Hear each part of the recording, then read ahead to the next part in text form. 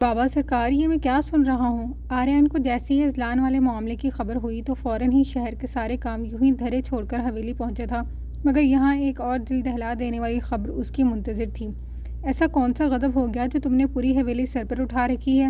شمشیر ملک نے آریان کی اونچی آواز پر بہت مشکل سے اپنا غصہ ضبط کیا تھا۔ جانتے تھے کہ وہ خاموش نہیں رہے گا، مگر سب کو اپنے آگے کیسے زیر کرنا ہے یہ بڑی سرکار اچھے سے جانتی تھی۔ آپ ایسا کیسے کر سکتے ہیں بابا؟ اذلان کی جگہ ایک معصوم کو کیسے سزا دے سکتے ہیں؟ آریان وہیں بیٹھ کے سرہانے ان کے پیروں کے پاس نیچے بیٹھ گیا تھا۔ ہم اپنی روایات کو تمہارے لیے ختم نہیں کر سکتے، بہتر ہے اپنے کام سے کام رکھو۔ شمشیر ملک نے آریان کو تنبیہ کرتی نگاہ ڈال کر کہا، جبکہ ان کا وہی موقف سن کر آریان کے چہرے کا رنگ یکایک بدل گیا تھا۔ نہیں بابا نہیں، بدلنا پڑے گا۔ بس بہت ہو گئی زیادتی، اب میں چپ نہیں بیٹھوں گا۔ آریان ان کا گھٹنا چھوڑ کر کھڑا ہوا اور اعتماد سے بولا، مگر دوسری جانب سے ملنے والے الفاظ اس کے آسان خطا کر کے تھے۔ جاؤ کر لو جو کر سکتے ہو، مگر یاد رکھنا تمہارے کیے کا بھگتان بھرنا تمہاری بہن کو ہی پڑے گا۔ اس قدر صفاقی سے کہے گئے لفظوں پر آریان نے بے یقینی سے انہیں دیکھا تھا۔ وہ اس قدر ظالم کب ہو گئے کہ اپنی ہی اولاد کو قربان کر دیں؟ نہیں چاہتے نا کہ ایسا ہو، تو پھر اس حویلی کے باقی افراد کی طرح اپنی آنکھیں اور کان بند کر لو، کیونکہ بغاوت کی سزا صرف قید ہے۔ اسے یوں ہی جامد کھڑا دیکھ کر شمشیر ملک آہستہ سے قدم اٹھاتے اس کے نزدیک آئے۔ جو کمرے سے باہر نکلنے کو تھا، اپنی بات ازبر کرواتے ہوئے اپنے شانوں پر پڑی شال کو درست کرتے وہ کمرے سے باہر کو بڑھے۔ دروازے کی چوکھٹ پر کھڑی عائشہ بیگم پر ایک نظر ڈال کر انہیں نظر انداز کرتے باہر نکل گئے۔ آریان نے پہلے باپ کو پھر ماں کو دیکھا تھا۔ اس حویلی کا ہر فرد اپنے مفاد کے گرد گھوم رہا تھا، جبکہ عائشہ بیگم شرمندگی سے اپنے ہی بیٹے سے نظریں چرا رہی تھی۔ دسمبر کی آمد آمدی ٹھٹھرتی ہوئی سردی جسم کا خون تک جما رہی تھی۔ طلوع آفتاب کا وقت تھا۔ ملازمہ بڑی سرکار کو وضو کروانے کے لیے ایک مگ میں گرم پانی لیے کھڑی تھی۔ حویلی میں اس وقت سب فجر کی نماز ادا کرنے میں مصروف تھے۔ وضو کروا کر واش روم سے باہر لا کر زمین پر جائنواز بچھا دیا گیا۔ بڑی سرکار کرسی پر بیٹھ کر نماز کی نیت باندھ چکی تھی۔ بانو انہیں رب کی حمد و ثنا میں مصروف دیکھ کر یکدم حیرت کا شکار ہو گئی۔ بانو اس حویلی میں پچھلے 10 سالوں سے ملازمہ کی حیثیت سے کام کر رہی تھی، اور اس سے پہلے جب اس کی ماں زندہ تھی تو وہ ان کی خدمت گزار رہی تھی، لیکن گزرے بیشتر سالوں میں کوئی ایسا دن نہیں گزرا تھا جب انہوں نے نماز روزے کی پابندی نہ کی ہو۔ روز 5 وقت کی نماز پڑھنا، روزے رکھنا، صدقہ و خیرات دینا، حقوق اللہ کے تمام فرائض وہ بخوبی انجام دیتی تھی۔ اس میں کوئی شک نہیں تھا کہ اللہ کی حمد و ثنا سے ان کا چہرہ اس عمر میں بھی پر نور تھا، مگر دوسری جانب جب ان کے ظلم و ستم یاد آتے تو سب سے زیادہ نفرت بھی اسی چہرے سے محسوس ہوتی تھی۔ بڑی سرکار بانو کی نظروں کی تپش کافی دیر سے خود پر محسوس کر رہی تھی، جو بس یک ٹک انہیں نماز ادا کرتے دیکھ رہی تھی۔ ایک دفعہ تو خیال آیا کہ شاید وہ اتنی بھی بری نہیں جتنا ان لوگوں نے انہیں سمجھ رکھا تھا۔ وہ یوں ہی دیکھ رہی تھی کہ بڑی سرکار نے سلام پھیر کر سخت نظروں سے اسے گھورا۔ ارے منحوس، کیا گھورے جا رہی ہے؟ بانو کی محویت دیکھ کر اپنی کڑک دار آواز سے اس کے کانوں کے پردے پر دستک دی۔ بانو جو اپنے ہی خیالوں میں رحم دل بڑی سرکار کا تصور کیے کھڑی تھی، اس کا یہ خواب چناک سے ٹوٹتا تھا۔ کچھ نہیں بڑی سرکار، ایک دم گڑبڑا کر جواب دیا، جبکہ بڑی سرکار نے اپنی لاٹھی زمین پر ٹیک کر بیڈ کی جانب رخ کیا۔ ارے منحوس، ابھی تک میرے سر پر کھڑی ہے، چل دفعہ ہو۔ ابھی تک وہیں کھڑا دیکھ کر بیڈ پر بیٹھتے ہی اپنی تسبیح اٹھائی اور اسے جھاڑ کر وہاں سے جانے کا اشارہ کیا، جس پر بانو جلدی سے وہاں سے سر پر دوڑ گئی۔ کہیں سے بھی نہیں لگ رہا تھا کہ وہ بھی نماز پڑھ کر اٹھی ہیں۔ کاش بڑی سرکار، جس طرح آپ لوگ حقوق اللہ کی پابندی کرتے ہیں، اسی طرح حقوق العباد کی بھی کرتے، کیونکہ رب ایک دفعہ حقوق اللہ کی کوتاہی کو معاف فرما دیتا ہے، مگر حقوق العباد سے لاپرواہی برتنے والے کو معاف نہیں کرتا۔ یہ خیال ذہن میں آیا، مگر لبوں تک آنے کی جرت نہ تھی۔ پر شاید لوگ سجدے کر کے اپنے گناہ دھو لیتے ہیں، کیا واقعی ایسا ہے؟ پر دلوں کے بھید تو اللہ ہی بہتر جانتا ہے۔ سر جھٹکتے اس نے باورچی خانے کا رخ کیا، جہاں پہلے سے 2 ملازمائیں ناشتے کی تیاری میں مصروف تھیں۔ کہاں ہے یار؟ اذلان اور علی اس وقت کشمیر میں موجود تھے۔ خون بہا والا قصہ علی کے علاوہ وہ اپنے باقی تمام دوستوں سے چھپا گیا تھا۔ کشمیر میں ہوں یار۔ کان سے موبائل لگائے وہ اس وقت پہاڑ پر بنے لکڑی کے گھر کی کھڑکی میں کھڑا صبح کے حسین نظارے میں گم تھا۔ اوہ چل، صحیح ہے بھائی، اکیلے ہی پہنچ گیا، دوست کو بھول گیا نا؟ ابے نہیں، سن، فہد نے خفگی سے کہتے ہی فون کاٹ دیا، جبکہ اذلان ہیلو ہیلو کرتا رہ گیا۔ پاگل ہے بالکل۔ اذلان نے ہنستے ہوئے سامنے کے منظر سے نظریں ہٹا کر موبائل جیب میں ڈال لیا۔ ٹھٹھراتی ہوئی سردی میں پہاڑوں کی اوٹ سے نکلتا سورج دھند کے باعث بس ایک دھندلا سا نشان معلوم ہو رہا تھا۔ نیلا آسمان سفید بادلوں میں چھپا کچھ ایسا لگ رہا تھا جیسے ہاتھ بھر کے فاصلے پر ہو۔ یہ تو کیا دیکھ رہا ہے اتنی دیر سے دوربین سے؟ شیشے کی کھڑکی کے پار نظر آتا دلکش منظر صبح کی دھند کے باعث دھندلا محسوس ہو رہا تھا، جبکہ علی کافی دیر سے دوربین لگائے کہیں دور پہاڑوں پر کچھ دیکھنے میں مصروف تھا۔ ابھی کچھ نہیں، شاید وہاں کوئی آبادی ہے دریا کے اس پار، وہی دیکھ رہا تھا۔ دوربین نیچے کرتے ہوئے علی نے ہاتھ کے اشارے سے بتایا اور ساتھ ہی اپنے ملازم سے لیا ہوا چائے کا کپ ہونٹوں سے لگا لیا۔ اذلان نے سمجھتے ہوئے سر ہلا دیا۔ سرکار فکر کیوں کرتے ہو؟ وہاں کی خوبصورتی سے بھی لطف اندوز ہوں گے۔ اذلان نے ہنستے ہوئے اس کے کندھے پر ہاتھ رکھ کر زومانی انداز میں مسکرا کر کہا۔ شمشیر ملک کا حکم تھا کہ جب تک الیکشن نہیں ہو جاتی وہ پنجاب کی حدود سے بہت دور رہے، جب تک یہ قصہ بھی ٹھنڈا ہو جائے گا اور باقی معاملات بھی رفع دفع ہو جائیں گے۔ اس لیے اذلان نے سب سے پہلے کشمیر کا رخ کیا تھا۔ اذلان کو تو ویسے بھی حویلی میں رہنا کچھ خاص پسند نہیں تھا، اور اندھے کو کیا چاہیے دو آنکھیں؟ لمبے ٹور پر نکلنے کا اس سے اچھا موقع تو ہو ہی نہیں سکتا تھا، اور بھلا کون جانتا تھا کہ یہاں 3 لوگوں کی قسمت آپس میں ٹکرانے والی تھی۔ کہانی پھر دہرائی جانی تھی، بس اب کردار اور مقامات مختلف تھے۔ آریان کہاں ہے؟ بڑی سرکار نے ناشتے کی میز پر محض شمشیر ملک، ان کی بیگم اور وقار ملک کی بیوی بچوں کو دیکھ کر استفسار کیا۔ رات کو چلے گئے تھے صاحبزادے، شمشیر ملک نے اپنی ناگواری چھپاتے ہوئے اطلاع دی۔ آپ نے اتنی دیر سے سورج ڈھلنے کے بعد جانے ہی کیوں دیا؟ ہم سے جب ملنے آئے تو کہہ رہے تھے کہ کل جائیں گے۔ ناشتے کا تھال اپنے آگے سے پرے کرتے ہوئے انہوں نے سوالیہ انداز میں سخت لہجے میں پوچھا۔ ان کے چہرے کا رنگ ایک بار پھر بدلا تھا۔ جی بس کہہ رہا تھا کہ کچھ ضروری کام ہے، اگلی بار زیادہ دنوں کے لیے آئے گا۔ شمشیر ملک نے ان کے تیور بگڑتے دیکھ اب نرمی سے جواب دیا، جس پر وہ سر جھٹک کر خاموش ہو گئی۔ دھیان رکھا کریں، جوان اولاد ہے، ہاتھ سے نکلنے میں وقت نہیں لگتا۔ بڑی سرکار نے سب پر ایک نظر ڈال کر اپنے لفظوں سے بہت کچھ باور کروا دیا جسے وہ سب بہت اچھے سے سمجھ رہے تھے۔ جی بہتر۔ شمشیر ملک نے ایک نظر وقار ملک کے بیٹے پر ڈالی، جو چپ چاپ ناشتہ کرنے میں مصروف تھا، جیسے وہاں موجود ہی نہیں تھا۔ صوبائی الیکشن کب ہے؟ اب بڑی سرکار کا موضوع گھر کی سیاست سے ہٹ کر تھا۔ 2 ماہ بعد اماں سرکار، اس پر جواب دینے والے وقار صاحب تھے۔ مخالف پارٹی کی کیا صورتحال ہے؟ بڑی سرکار نے تحقیر آمیز لہجے میں پوچھا، جیسے جواب تو وہ پہلے ہی جانتی تھی۔ وہی ہے جو ہمیشہ سے تھی، ان کی کہاں اتنی اوقات کہ ہمیں مات دے سکے۔ شمشیر ملک کے لہجے میں اس وقت غرور سر چڑھ کر بول رہا تھا، لیکن وہ بھول گئے تھے کہ غرور اللہ کو پسند نہیں، اور جلد ہی وہ عرش سے فرش پر گرنے والے تھے۔ صحیح کہا بھائی صاحب نے، یہ کمی کمین ہمارے غلام ہیں، ہمارے ہی ٹکڑوں پر پلتے ہیں۔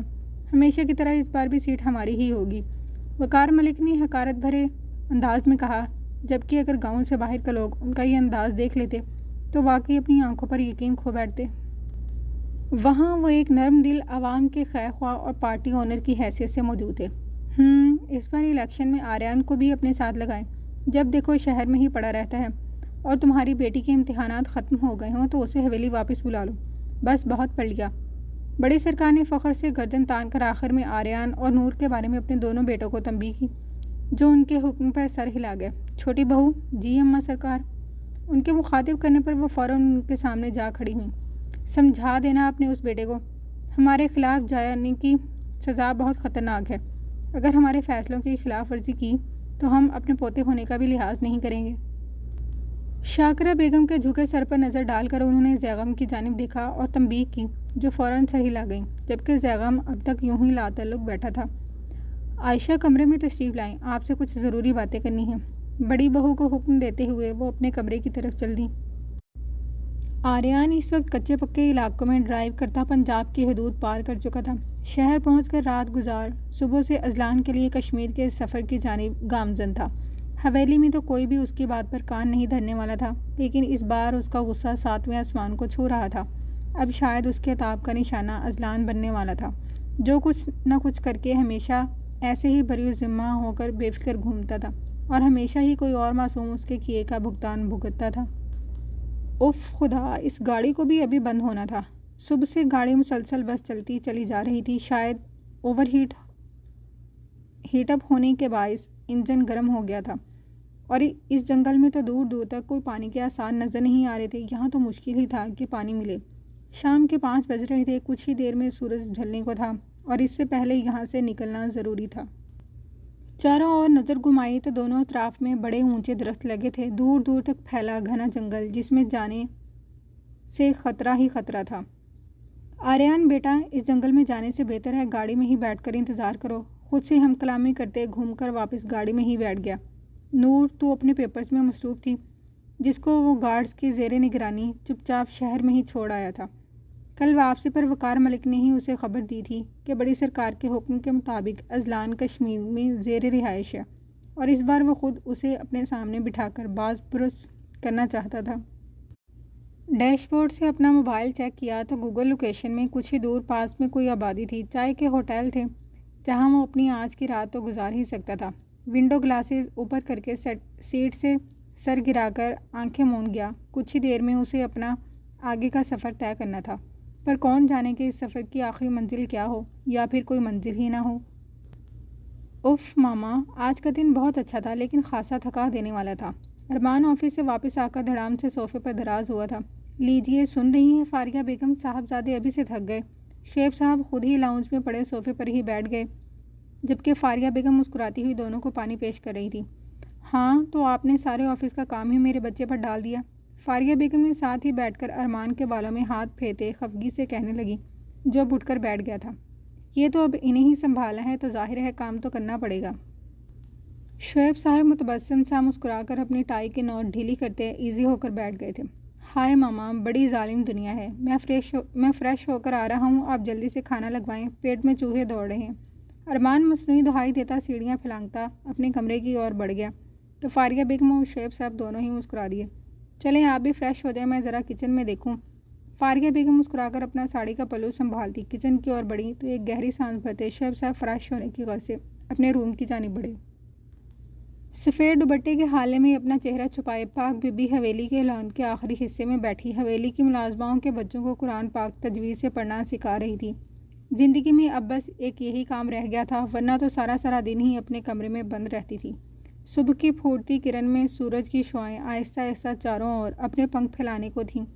پیڑ پودوں سے ٹکرا کر چہرے پر پڑتی ٹھنڈی ہوا اور ساتھ رب ذوالجلال کی آخری کتاب قرآن پاک کی تلاوت سے دل کے گوشے گوشے تک کو سکون پہنچ رہی تھی۔ ہوا کے باعث دوپٹہ پھڑپھڑا کر سر سے تھوڑا نیچے کو سرک گیا تھا۔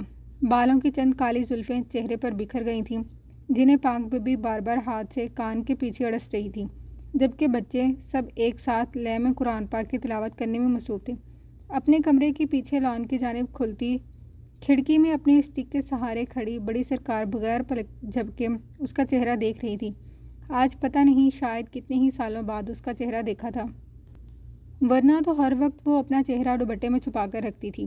ایک دم آنکھوں کے سامنے یہ چلتے حالیہ مناظر کہیں پیچھے لے گئے تھے۔ ایک دم کانوں میں ایک 17 سالہ لڑکی کی ہنسی اور معصوم چہرہ گھوم گیا۔ بڑی بڑی گرین آنکھیں، اونچی مغرور ناک، سرخ سفید رنگت پر گالوں کی لالی اور گلابی لب بالکل پٹھانوں کی سے شبیہ لیے ہوئے تھے۔ اپنی چھوٹی بیٹی کو دیکھ اکثر ہی ریاض ملک اسے پٹھانوں کے قبیلے سے لگتی ہے کہا کرتے تھے۔ وہ اپنے سب بہن بھائیوں میں سب سے زیادہ خوبصورت ہونے پر زور سے کہکہا لگاتی سب کو بھرپور انداز میں چڑھاتی تھی، جس کی ہنسی کی جلترک پوری حویلی میں پھیلتی تھی۔ پر اچانک سب بدل گیا۔ یہ ان کی وہی بیٹی تھی کیا؟ یقیناً نہیں۔ آہستہ آہستہ سب یاد آنے لگا اور چہرے کے تاثرات سخت ہو گئے۔ سانولی سی رنگت، اندر کو دھسی آنکھیں، آنکھوں کو گرد پڑے سیاہ حلقے، آنکھوں میں شرارت کی جگہ اب بے رونقی سی تھی اور اس چہرے کو مزید بدصورت بنتا۔ کان سے لے کر نیچے تک کو پڑا نشان اب بھی تازہ تھا، جیسے کبھی پرانا ہوا ہی نہیں تھا۔ اپنے اوپر نظر کی تپش محسوس کر دوپٹے کا خیال آیا تو جلدی سے اپنا دوپٹہ درست کرتی کھڑی ہو کر دوڑ کر چند قدموں کا فاصلے پر بنی اپنی رہائش گاہ کی جانب بڑھ گئی۔ جانتی تھی کون کے کس کی نظریں تھیں جو اس پر جم کر رہ گئی تھی، مگر دیکھنے کی ہمت نہیں کی تھی۔ بڑی سرکار اپنی آنکھوں میں آئی نمی صاف کرتی وہ کھڑکی ہمیشہ کے لیے بند کر گئی، جس سے دوبارہ اس کا دیدار ممکن تھا۔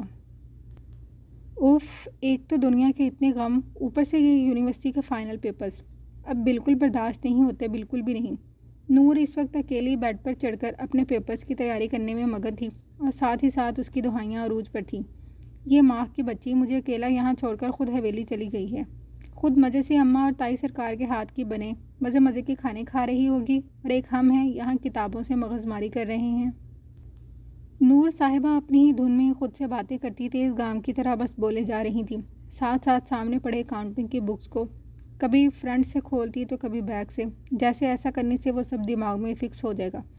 ایک تو ساتھ ساتھ سبجیکٹ، سیمسٹر کے اوپر سے یہ اس آئنسٹائن کے جیسے مشکل فارمولے، بھلا بندہ ایک دماغ میں کیا کیا یاد رکھے؟ بتاؤ ذرا، خود سے باتیں کرتے سوچنے کیسے انداز میں گالوں پر انگلی رکھ کر ٹیڈی بیئر سے پوچھا، میتھس کے فارمولے یا اکاؤنٹس کی انٹرسٹ یا پھر مرزا اسد اللہ خان غالب کے وہ مشکل اردو والے شعر؟ ایک منٹ، یا وہ انگلش کی پوئمز اور 10 پیجز کے مضمون؟ نہیں مطلب ہم انسان ہیں کہ مشین؟